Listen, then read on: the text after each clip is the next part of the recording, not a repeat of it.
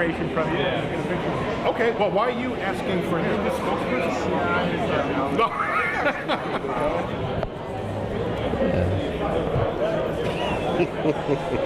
Very good. Saturn V.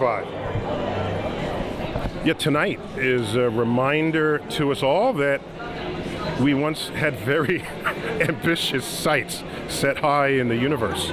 Tonight is the 50th anniversary of the launch. And if you're going to celebrate that, you do that at Kennedy Space Center, where we are right now. And we're beneath the 5 great, mighty rocket engines of the Saturn V.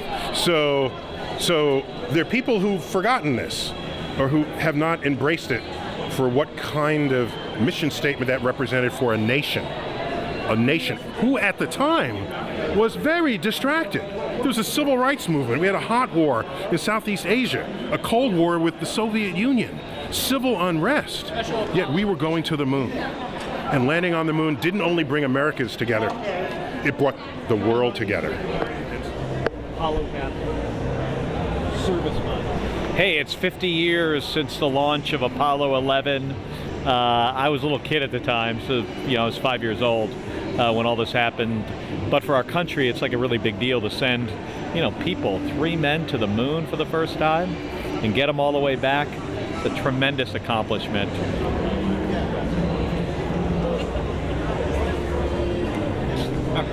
I hope I get to see people go to Mars someday.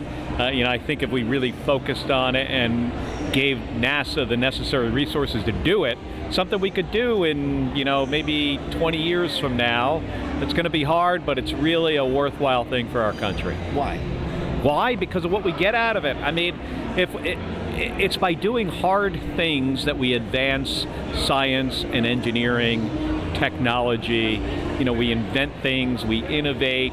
It's only when we're trying to do stuff really hard, and sending a person to Mars is a challenging thing to do.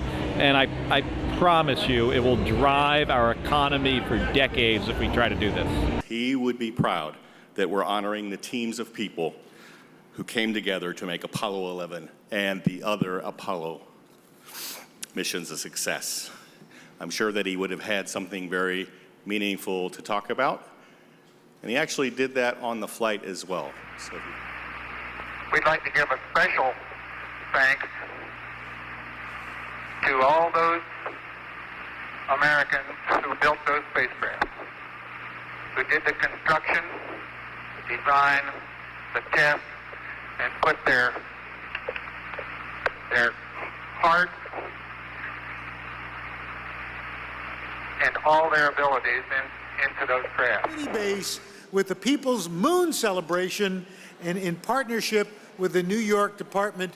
But on the lunar module, there was just one ascent engine, and that one had to work perfectly, or there were 2 dead men on the moon. And so that's what was primarily on my mind at the time. I was only in the Navy about 7 months. 7 months before that, I wasn't even allowed to do this. If we want to go back into space and beyond Earth permanently, we've got to build the infrastructure. And I think the infrastructure to get to Mars starts at the moon, and we have to do some serious things at the moon, in terms of learning whether we can get resources from the moon, learning whether we can get propellant from the moon, and I think that'll serve as a basis for ultimately going to Mars to stay, because I think that's what we need to do, is have a permanent presence on Mars. An American achievement, but fewer people, I think, know that there were, I think, 2 of the engineers who worked at this during Apollo. And